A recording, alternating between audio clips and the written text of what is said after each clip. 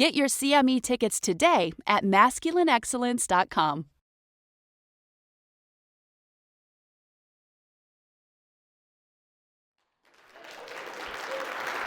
Appreciate it.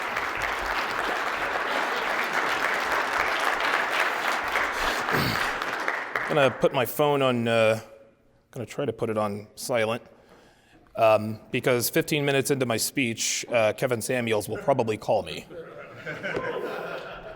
Shout out to him, by the way. Man, give him a hand, Yeah, I feel very fortunate to be associated with and really good friends with guys who are doing really well for themselves. I don't see Myron or Fresh in the audience, but it's good to see them become successful. And a lot of guys say to me, Donovan, you discovered Myron Gaines and you put John from Modern Life Dating on.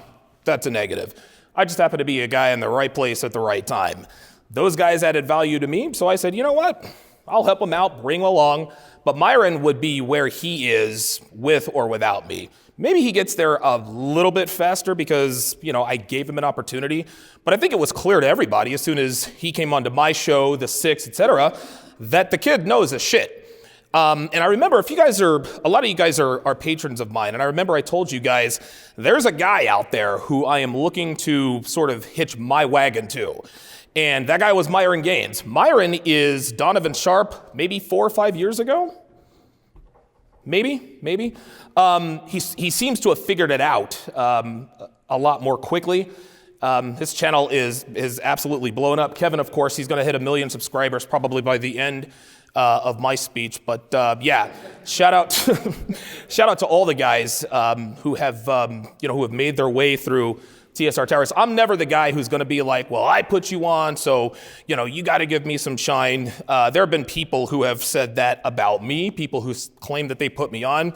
I'll say, like I said yesterday, fuck those guys. I'd be here with or without them, and that's the God's honest truth. So listen, special shout out to those guys. Shout out to guys like, again, Roosh V, Rolo Tomasi. I know there are a lot of guys that are not here who probably could have been associated with this, but because of certain things, they decided not to come. It is what it is. Hopefully, we can convince a lot of those guys to be here. Joker, shout out to him. He was supposed to be here. Had some transmission problems in Alabama, of all states. I think that's probably the second worst state you want to get stuck in. Number 1 is Mississippi. Don't want to get stuck in Mississippi. If any of you are from Mississippi, you guys probably understand that. Bay St. Louis, Mississippi, probably one of the best kept secrets in the United States.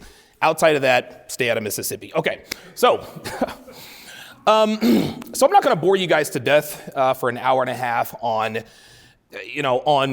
all of the gory details. I think we all know why we're here. This is about masculinity. This is about manhood.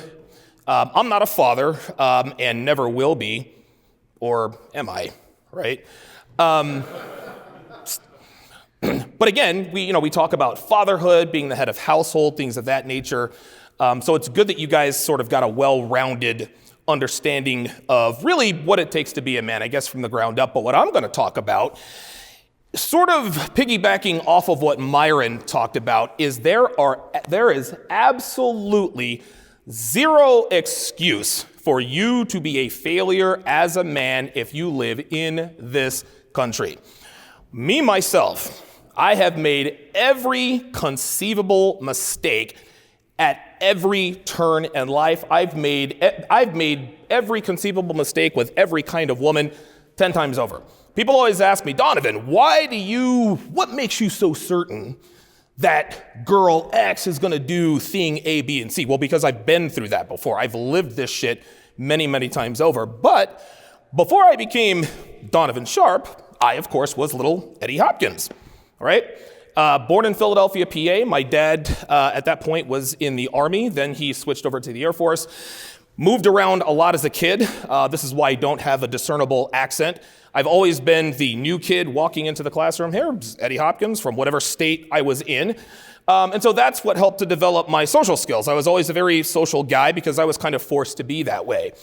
Well, little Eddie had kind of a big problem, and that is his temper. And a lot of you guys may or may not have seen that on camera once or twice in the past. That got me in a lot of trouble. Now, As a juvenile, it didn't really affect me that much. Okay, you get in a fight, you may get suspended from school, you may not, but you survive it and you move on. Well, when you reach the age of majority, losing your temper, making these mistakes, they end up costing you a lot more. The point is this, guys, and again, I've never kept my criminal background. I've said this yesterday. I've always been transparent about who I really am as a person. I said it up here yesterday. I'm a 4-time convicted felon. I've been arrested over 24 times. I've done a lot of fucked up things in life. I've paid the price, yet I'm still standing here, right? There is listen, and I don't want to be like the Tony Robbins guy. If I can do it, then you can do it. But think about this, guys. Just think about this for a second. And again, there's nothing special about me other than the fact that I just made a decision. I got married at 25 years old, okay, to a woman who really married me to get out of her parents' house. This woman had lost custody of her child before she even met me. She was a meth head 6 months before she met me, right? Then she used the Catholic Church not to have sex with me for a year and a half, and I accepted it. Yes, I did. I said, yes, we're gonna do the godly thing. We don't want to live in sin because we have to go to RCA and all that good stuff, right? Okay. We got divorced after 7 years. We didn't have any money, didn't have any children. And so, like I said before, my divorce cost me $12. So I got out of that relatively unscathed. Had the scars, right? But I was all right. A lot of you guys were divorce EPARD, right? A lot of you guys have been through that divorce smell. A lot of you guys have a lot of those scars.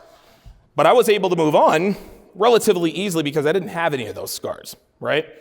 So then, a couple of years later, I enroll at a community college in rural North Carolina, and I met a girl. I'm 31 years old, and I meet the hottest 19-year-old I think I've ever seen in my life. You all know her as Amy. Her name is Stephanie.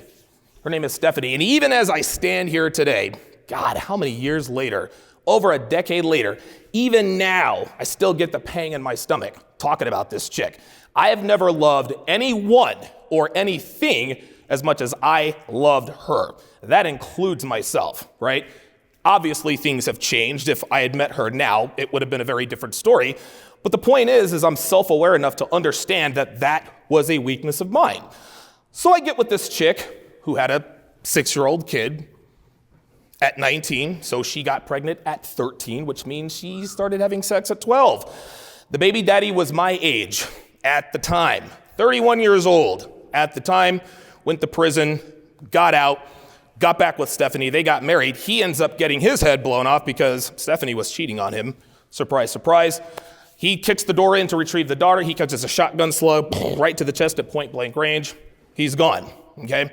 Now, if we rewind about a year and a half, at that point, I had a nickel a day coke habit, right? I'm doing all the pills, all the drugs.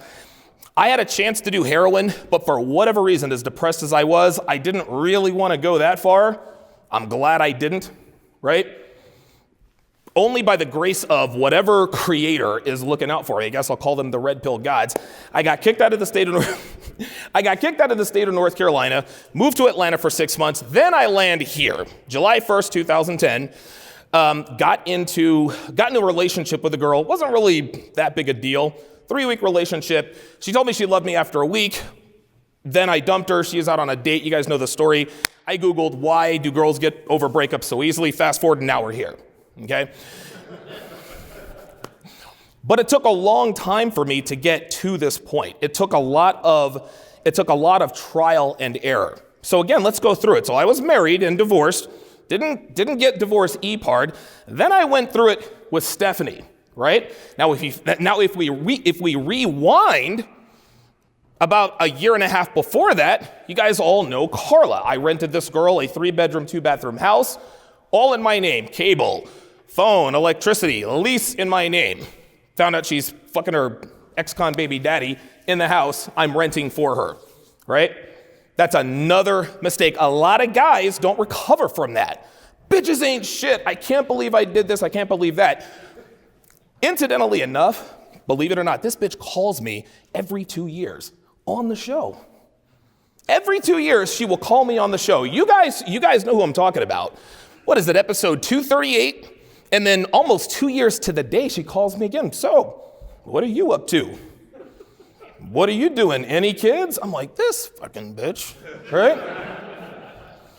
As much as we want to talk a lot of junk about Facebook and Instagram and social media, it actually, as bad as it is, it actually allows us to watch the demise of the people who have fucked us over. Yeah, I check Stephanie's Facebook about every 6 months, and her life is an abject fucking disaster. Oh, you wouldn't believe it. It's fucking wonderful. Probably has, I don't know, maybe 5 teeth in her head left over. Married a guy named Dalton Bain. By the way, Dalton Bain is the guy who killed her ex-husband. So she had a kid with this guy, right? 2 daughters. The father of one daughter killed the father of the other. Think about that for a second, guys. You guys understand, right? What kind of a fucked up relationship are they gonna have, if any at all, right? I remember I called my mother when I found out that Ben had been shot and killed. She fell silent. I was like, well, what are you, I'm here in Las Vegas. What's the problem? She says, well, that could have been you. Probably would have been. I would have married this girl on the spot. I actually tried to. She did me a favor by leaving and getting with that guy. So now we fast forward all the way to Las Vegas. Donovan Sharpe, the womanizer, I'm out on the strip, hollering at bitches left and right. Had a lot of good times here. I think I've said this before. I have snorted my weight plus in cocaine in this county. Oh yeah? Oh yes. Yes, I have. And it's funny because people look at me and I'm all polished and this, you would never ever know it. I guess if I don't know, I've got tattoos now. I guess that kind of gives it away. But I've been in some pretty fucked up situations, guys. I got in a lot of fights here. And a lot of guys talk about, oh yeah, I've been in street fights. That's nothing to be proud of, guys. That's nothing to be proud of. As much of a hothead as I was, I am very lucky to be standing here with my life because any one of these idiots could have had a gun or a knife or whatever. At any point in time, I've been convicted of 4 violent crimes, guys. Felonious crimes.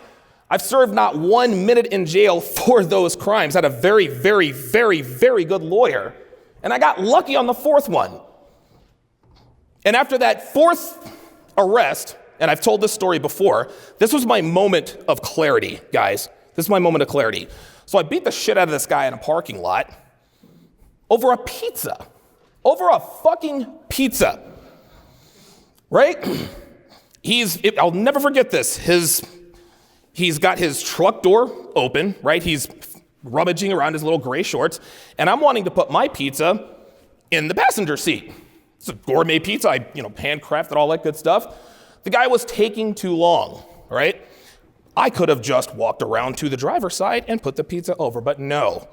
I wanted to put it on the passenger side. Something inside me wanted to fight the guy. I have no idea why. So I says to the guy, hey, it's 147 degrees out here. You mind speeding it up? He turns back and he looks at me. He's like, hey, when I'm ready.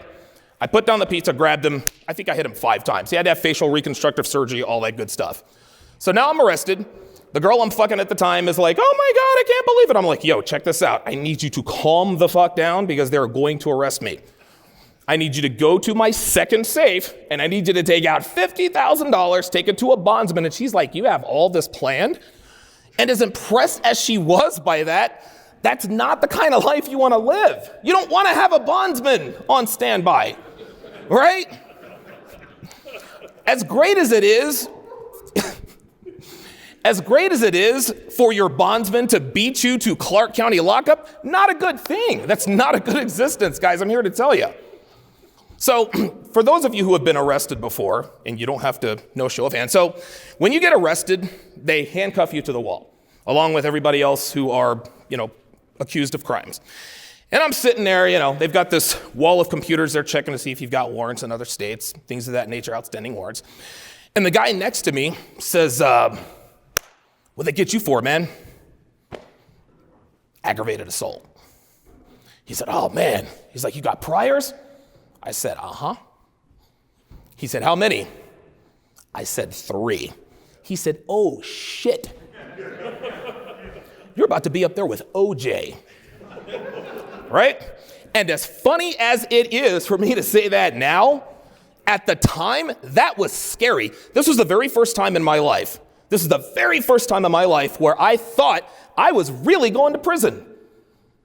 And I'm all bet, no, I wouldn't have lasted 5 fucking minutes in prison. Listen, man, I'm a big guy. I'd have been somebody's prison bitch. I'm gonna just keep it all the way real with you guys.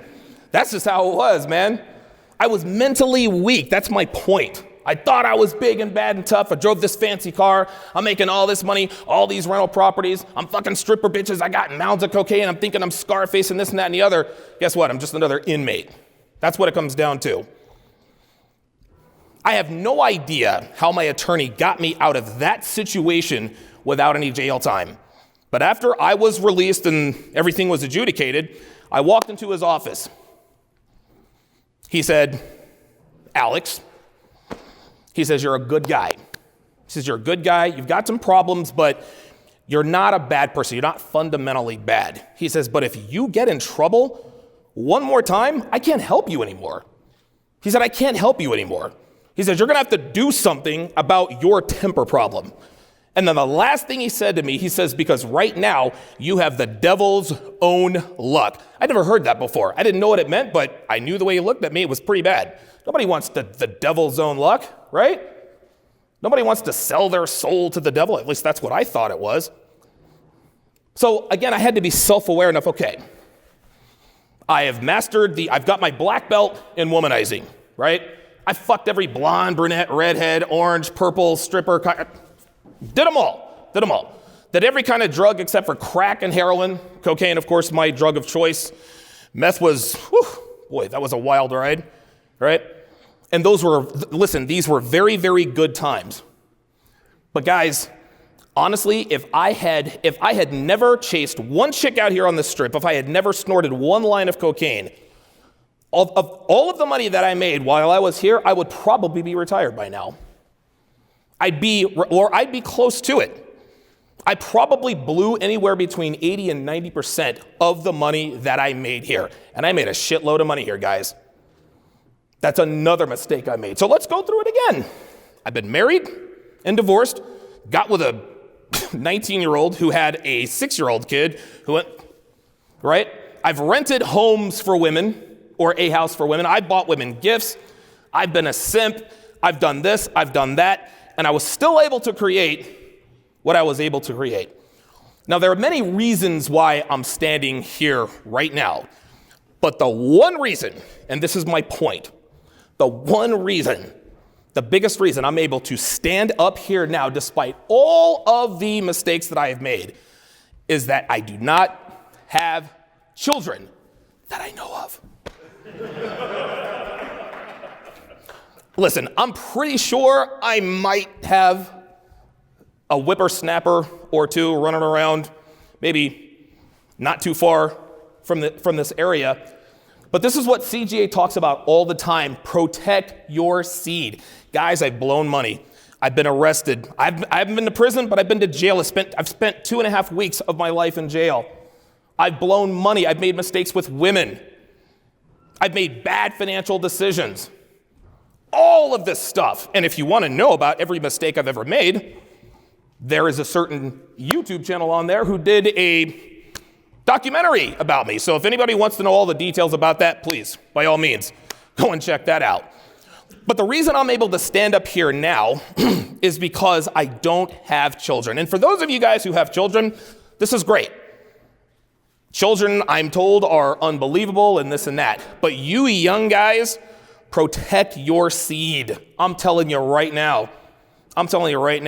All it takes is one mistake with the wrong, listen, man, even the best baby, you could have the best baby mama situation. You are hamstrung for 18 years. If I had a kid, I couldn't just pick up and move to Atlanta. What if I got Stephanie pregnant? Oh my God. My life, I would probably still be in North Carolina. I'd probably have 5 teeth in my head and be right alongside Stephanie on Facebook. Right? That's the one thing, guys, protect your seed. That's the main reason. The other reason that I'm up here is because of what's in here. Now, again, there's no difference between me and you, right? But some cosmic force did me a favor by taking that X chromosome and kicking off that bottom leg to give me a Y chromosome. Shout out to Steve the Dean Williams because he talks about this all the time. If you are born, you're already a winner. You beat out billions of other sperm to fertilize that egg. And me, I was probably a nasty motherfucker. I probably got there dirty. Get the fuck out of here. I probably cheated my way into the egg. Somewhere around Christmas of 1970s. Yeah, I was born in August. Yeah, mom and dad got it on Christmas. All right. Happy holidays. Right? So that you're already a winner by being born. If you are born a man, listen, man, as life for men and women, it's a dichotomy. Women live a very different existence than men do. But I would not trade having every conceivable advantage out there as a woman for being a man. I love being a man. I don't know about you guys, but the fact that I was born a man, and I'm not an overly religious guy, but I thank God every single day that I was born a man, because despite all of the mistakes that I have made, I'm still here, guys. Again, multiple time convicted felon. I've blown all the money. I've had all the cars. I've had all the girls. I've made every mistake humanly possible. But the fact that I've got a Y chromosome, the fact that I've got testosterone running through my veins, that's the main reason I'm here. And again, I don't want to be Mr. Tony Robbins motivational guy, but any one of you guys could be doing this. Any one of you. You just have to decide to. And I was never the guy who said, hey, you know what? You can do it, and if you just put your mind to it. No, you can't fucking do it. Not all men are created equal. You can't do anything you put your mind to, and no man is an island. But every man in here has the potential to be great. Do you put together a CME? Maybe, maybe not, right? But you guys can do things in your own lives. If your life sucks, make it unsuck. Myron Gaines stood up right here, not 2-3 hours ago. The quickest way to change your life is to get into shape. You change your body, you change your life immediately. People look at you differently. You smell different. People treat you differently. People defer to you. You just get into shape, and that sets your life on a trajectory you're probably not even ready for. A lot of guys have made a lot of mistakes, but if you are a man and you live in the United States of America, there is no excuse. There's no excuse to be a fucking failure. There's just not. This is why when homeless guys ask me for money, I take offense to that. Every once in a while, I'll reach out and give them something, I guess just because of the way I'm feeling at the time. But I think to myself, what must have happened to that guy? How many bridges did he burn to get to where he was at? I could have been that guy. I could have. I'm in North Carolina. I got no money. Stephanie is banging, what's his name, getting ready to get married to him. Little Jamaican man comes to the door, says, if you're not out of here by 9 o'clock tomorrow, the sheriff's going to come put you out. I got no money. I had to call up my brother. I'm like, yo, got a situation. Bought me a bus ticket to Atlanta. $10, guys. $10 to eat on. Literally nothing but the shirt on my back. And now we're here. And I've made mistakes every step of the way, and I still made it here. Guys, there is no excuse. There is no excuse. I'm not saying that you have to build a multi-billion-dollar corporation. Nobody's saying you have to do that. A lot of guys like to follow Instagram feeds that, hey, man, your first Lamborghini is the first. No. No one's saying you have to be a billionaire. But one thing that I read actually yesterday is having a lot of money is being rich. Having a lot of time, that's wealth. And you guys will quickly figure out, a lot of you young guys, the older I get, the more valuable the commodity of time becomes. I work my ass off 18 hours a day. Well, I can't do that too much more as I look at Trini in the audience. And yes, I did take my blood pressure meds today, by the way. But I work my ass off now so that I can have time later. I'm 43, I'll be 44 years old in August. I'm trying to be retired when I'm 50. I want to raise German Shepherds. I want to compete in Schützen contests. Schützen is the German word for personal protection. I want to train the dogs that go get the bad guys. I don't know why. I've named my first 3 dogs: Cortez, Santana, Vargas. Those are going to be my first 3 competition dogs. I've got this all planned out. And the reason I can do this is because I am a man in the United States. Okay, we can bitch and moan about how women set us back and men have all these disadvantages. Okay, I hear you. But that doesn't mean that doesn't give you the excuse not to get up off your ass and make something of yourself. No one is saying that getting rich is easy. But I'll tell you this, here in 2021, it has never been easier to become a millionaire. Am I right?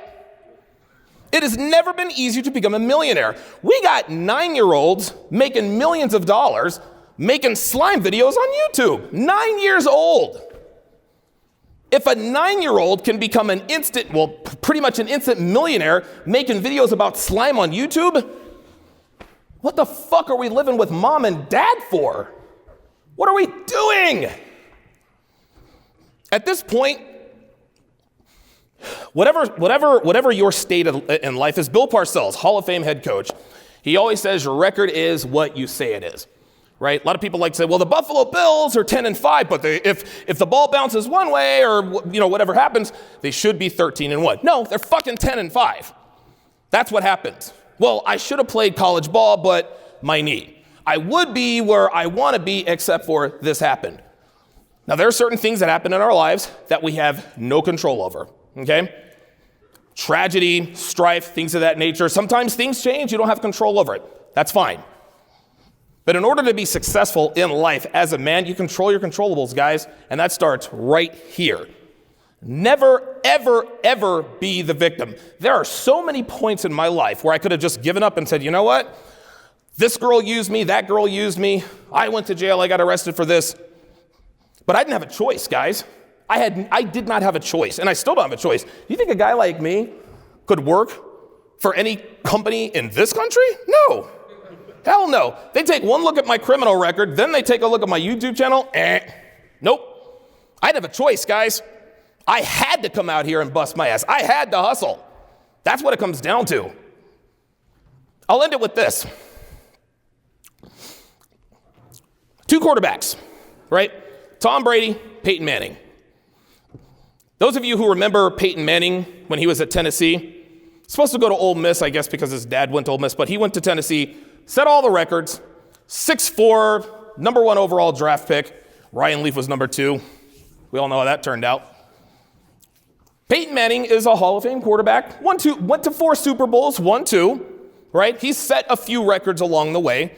But Peyton Manning didn't really have, I don't want to say he didn't have adversity, but he's part of the first family of football. His father, Archie Manning, his brother, Eli Manning, his older brother, Cooper Manning, who would have been better than them all, had a neck injury in college or in high school, but he came from the first family of football. Tall, good-looking, went to Tennessee SEC school, number 1 draft pick, all the rest of that. Then he played indoors at Indianapolis. Then we go to Tom Brady, skinny kid out of Michigan. I remember Tom Brady. I remember when he was at Michigan. He was there for 3 years. He was supposed to get the starting spot, but he was beaten out his junior year, and I forget the guy's name. His senior year, Drew Henson, that's exactly right. Drew Henson, Mr. All-American, but Brady had to sit behind him again. 2 straight years. Drew Henson ended up, I think, choosing baseball. Then I think he decided, so Brady gets his opportunity, and he wins the first national championship for Michigan in like 20 some odd years. It's like a split national championship, right? I don't think he sets any records, but now the 2000 draft comes. 198 picks later, pick number 199, Brady is thinking, I got to be an insurance salesman. The New England Patriots said, all right, we'll take Tom Brady out of Michigan. Yeah, we'll take him, said Drew Henson. Brady walked into Robert Kraft's office and said, Mr. Kraft, you have just made the greatest decision of this franchise's history. Robert Kraft remembers and said, yeah, that's cute of you, Tommy. That's the spirit, right? Well, 2 years earlier, the Patriots signed Drew Bledsoe, another number 1 overall draft pick out of Washington State, signed him to a $100 million contract. Well, And I'll never forget this. I'm sitting at Jack Astor's, not to get all too into this, but Drew Bledsoe rolls out to the right, goes to the sidelines, Mo Lewis, out of nowhere, knocks him out of the game. History was made at that game. In comes skinny kid out of Michigan who had to sit behind Drew Henson 2 years, had to sit behind Drew Bledsoe for another year before he finally got his opportunity. The Patriots did not lose another game that season. 6 Super Bowls later, now count him 7, and Brady is the GOAT. The reason he's the GOAT and not Peyton Manning, and this isn't any slight on Peyton Manning, okay?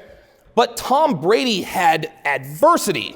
He had to fight every step of the way. He didn't get to play in 68-degree Tennessee. Nah, this dude played at Michigan. You ever been to Ann Arbor in January? No, I didn't think so. Then he has to play for the New England Patriots. I live in the Northeast. I'm trying to get the fuck out of there. I hate the winters. Brady's a California kid. He's got to play in New England. Then he has to sit behind a $100 million quarterback, and people are still doubting him. You want to know something? Brady is not he doesn't have the strongest arm. He's not the fleetest of foot, not even the most athletic. But he is the greatest quarterback in NFL history, born exactly 3 days before me. Another guy, Drew Brees, short, shoulder injury. The point is, guys, is that you have to learn to appreciate adversity. You have to learn to appreciate strife. One of the main dichotomies between men and women is that experience, strife, adversity, battle, that looks good on a man. Doesn't look good on a woman, does it? Right? So for any guy in here complaining, oh, I'm going through this and going through that, hey, listen, thank your lucky stars that you were born a man and that you can handle this. Because at this point, you know there is absolutely no excuse for you to be a failure in this day and time. And I am living proof of this, guys. I've made more mistakes than any of you combined. I promise you, this is the stuff you guys know about. I've done some really, really fucked up things and have not gotten caught. I could be dead. I could be in prison. Who knows? But I'm standing up here right now because I had it in me to say, you know what? I'm a man and I'm going to fucking do something about it. Don't sit around and complain about your station in life. Don't sit around and complain about, oh, women aren't this and I didn't know. All that's bullshit. If you can make all of the mistakes, all of the missteps that a guy like me has made, and still, I got no safety net. If I can do it, guys, I'm telling you right now, you can do it. There is no excuse. There is no excuse. And if you end up being a failure, I promise you, that is a fucking you problem. That is a you problem. Protect your seed, guys. Embrace the masculine burden of performance. And I know it sucks when you're going through some hardships, because trust me, I've been through a lot. But in the end, you'll be a better man for it. Learn to appreciate the grind. Learn to appreciate the hardships. Learn to appreciate the adversity. Because I promise you, when you come out of it, and you will, you'll be better for it. Thank you.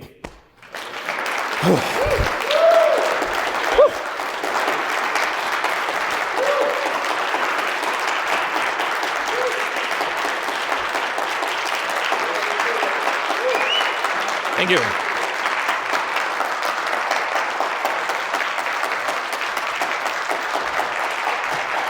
Could you bring me some water? Yeah. I guess I'll open up the floor for 10 minutes of questions. I know I went a little bit over. Thank you. Oy, oy, oy. George, do we have time for? Okay.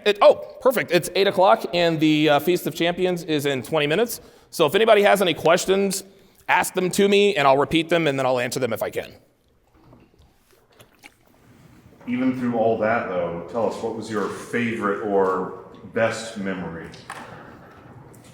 Wow. My best, in terms, you mean after I found the red pill, or? No, just like that, basically from Carolina to here and all that, we know about all the struggles, but what's something that was fun or awesome or that you were really proud of yourself or something like that? Yeah, I'll tell you what, man, and I know this is going to sound on brand, but I'll never, ever forget. So I Googled, why do girls get over breakups so easily? It was a Saturday night or Saturday afternoon. It was like 4 o'clock. I stayed up I think I stayed up until noon the next day. Because that was the dude, I found Return of Kings. I found The Rational Male. Dude, I read until my eyes bled. I was so excited. It was, and I probably still have the notes. I said, I'm going to travel. Well, my goals were a little bit different back then. I said, all right, I'm going to bang 10 new girls a month. I'm going to make $1 million. Like, the world was my oyster. So that, now, eventually I guess I kind of got close to that. But that was the first time in my life at 32 years old. At 32 years old, Kevin, that was the very first time in my life where I thought, this is it. Like, my mind was unlocked when I figured out, you know what? I'm not the only guy who thinks like this. Like, there is a different way. So I just remember how excited I was. I don't think I've ever, not to make a drug reference, but I think that first night that I just sort of dove into the red pill, that's like the very first time I did blow, right? You kind of chase the dragon. It's never as good as that. The very first time I did blow, wasn't really, I did blow, was a stripper who gave it to me. She says, hey, put this on your tongue. I was like, what is it? She's like, oh. I put it on my tongue. My whole face went numb. I said, I'm in trouble. I'm in big trouble. Yeah. But yeah, that's probably my favorite memory, man, because I was so excited about the possibilities. Like, I was like, dude, I'm going to retire in Mexico and I'm going to marry oh my God, I said, I'm going to marry a girl named Esperanza or something like that. Dude, I had it all figured out. No, I'm not married. Jesus Christ. Anybody else? Oh, yes, sir. Yo, so one of the things that came to mind actually kind of alluded. Stop right there for a second. I need you to stand up. This guy right here is BK from the Rockies. Okay? Give him a hand, man. This guy has been absolutely ride or die, man. I've had a lot of people say a lot of bad things about me, and the latest one was not the only one. This guy has been rock steady the entire time. He is truly the original TSR OG. Shout out to Freelance Ronin. He wants to know what, he couldn't be here this time, but yeah, I just want to let you know I appreciate you from head to toe, man. I appreciate it. Thank you. Okay, so your question. Yo, so one of the things that came to mind, and I kind of alluded to this talking to Devin. I don't know if you remember this one time, I think it was Redman, when Ryan Stone, he actually called you Donnie one time. Yeah. But he talked about how you guys invest in each other, how you and Devin invest. Yeah. Have you ever thought about writing something about a good relationship? Because honestly, at that moment right there, I was like, damn, I never even thought about a relationship like that. That my lady invested in me and I invested in her. Yeah. It really made me rethink about relationships. You know, it's taken us a while to get to this point, hasn't it? I don't know, man. And shout out to Dev, man. Like, she drives me crazy, but I love her to death. Sometimes I want to stab myself in the eye with an ice pick but, you know, listen, man, it's a lot, and I guess I'm wearing lipstick now. I just realized that. Yeah, appreciate that. All right. Donovan Sharpe exposed, right? But, you know, I think when, and it's a shame that it has to be like this. And Myron, again, talked about this very eloquently. In this day and age, and maybe it'll be different at some other point in time, but the only time you really know a woman is serious about you is when she starts to invest in you. And no, I'm not talking about vagina, okay? Right? A lot of guys, and this is where a lot of guys get into trouble, and they really sort of miss the point. When a woman sleeps with you, you ain't special, man. She slept with 347 other dudes before you, fam. Right? Oh, she slept with me. Time to be in a relationship. No. She is giving you what she's given to many other guys, right? Oh, she bought me this or she bought me that. Okay, you're probably a little bit further up. But when a woman has skin in the game, when she starts investing time and money into you, that's when you might have something. Even then, that doesn't mean that she hasn't given it to other people before, but she's given it to a lot less people. So I guess I said all that to say this. It takes a long time before you can feel safe in investing in a woman. It took me, I don't know, probably about 2.5 years before I actually started putting money behind her. You understand? This is when I built the home gym. This is actually when we hired Sheena, your first personal trainer. So Devin, and again, love her to death, not the most disciplined person, at least you didn't used to be. And so I used to try to make her go to the gym and come work out with me. She just wouldn't do it. I said, you know what?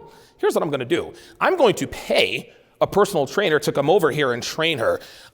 Devin's going to do a lot of things. She's not going to waste my money. I said, if I put money behind this, guess what? Changed everything. She took to that, and at that point, that's when I really started to invest in her. We built a gym, and you guys have all seen that. And then, of course, we have another personal trainer. And then, of course, she gets all the, the Michael Kors and all this other kind of stuff. And it's funny, a lot of guys, I always get it from both ends, right? In the beginning was like, oh, Donovan has Devin locked in a cage and, blah, blah, blah, blah, blah. Well, now that she's a little bit more public, he's simping. No, you don't get to play that both ways. No. Trust me when I tell you, Devin will tell you, she has earned every single Michael Kors bag she has ever gotten. She has earned every single pair of Tom Ford heels. Ain't that right, honey? But I guess the point is if you have to make yourself an investable commodity. A woman is not going to invest in you if she doesn't see you as an investable commodity. She saw a man with a plan. At least that's what I'm thinking. Either that or I just, scared the shit out of her. She decided, okay, I better do what this dude says or he's going to go and do something. But yeah, when a woman invests in you, time, money, that's when you can probably build something with her. And it's like, I didn't plan it this way. It's just kind of weird, but it worked out that way. Did you have a follow-up? I saw you were... I had some other things I was thinking about, but nah. No, come on, I'll give you time, man. You're BK from the Rockies, dude. Like, I owe you. You know what? A thought came to mind at one point. Last interview you did with Roos, that was a very cool one. Especially the part 35-year-old me talk to 25-year-old me, and then maybe 45-year-old me talk to 25-year-old me. Yeah. Dog, I was sitting there like, damn, that'd be cool, but from the standpoint of finance. Because right now, with each time, I know that things have changed with money. Of course. And that might be a badass blueprint to share with people. Yeah. Just to figure out how to do it. You ever thought about something like that, like Sharpe Finance? I'm not a financial guru, but I will say this. The reason I was able to do this is because I just reinvested. Anybody who's followed me for any number of years, I started out, my studio was the corner of our room, right? You guys remember the little window? You guys used to watch the sun go down, veins bulging in my head. Right? Then I decided to get like the brick facade, right? Upgraded a little more. Then we moved apartments. We moved up a couple of floors. Then I took the entire dining room. That's when things really started to change. Every time I made a good amount of money, my very first course, How to Build a Quality Woman from the Ground Up, at that point was $19.99. And those of you who got it for $20, consider yourself lucky because that same course is now $147, right? All of the money that I took from that, I built the next studio. Then I came out with Womanese, right? The first one did okay. The second one is what shot me into the stratosphere. I didn't rest on my laurels. I built Studio B, flew in guys for one-on-one with Donovan Sharpe, built those relationships, and now we have this. So my advice in terms of financial advice, I really can't give that to you. That's really Clary's point of expertise, is always invest in your business and invest in yourself. There is no better investment than investing in yourself, whether it's knowledge, TRT, whatever the case may be. You can never, ever, ever go wrong in investing in yourself. I've invested in myself every step of the way, and every time I turn around, my life gets better. So that's my advice. Anybody else? Oh, yes, sir? So you mentioned you had that moment of clarity when you were in the lawyer's office. So did you see yourself becoming who you are today? No. I would never. No, man. It's weird that I cannot think, and it's weird. I just didn't I would never, when I started TSR Live, I don't know what my plan was. I have no idea what my plan was. I just don't know. All I knew is that I had a story to tell and I was going to tell it. And things didn't really start to change until YouTube shut down my first channel. So then I had to move everything to Patreon, and then everybody followed me to Patreon, and I said, oh, okay. So there is money to be made here, right? But no, I didn't see myself becoming this, man. Truthfully, I saw myself maybe moving to Phoenix and replicating the real estate formula that I had in Vegas. I was gonna do that for 10 years and then retire in Mexico. But I would never have guessed that I was gonna become Donovan Sharpe. No way. This was not the plan. But I'm glad I'm here. Glad I'm here. All right, anybody else? Okay, all right. Well, thank you all for coming. We are going to do the Feast of Champions. Thank you guys very, very much. I couldn't do this without you. Thank you.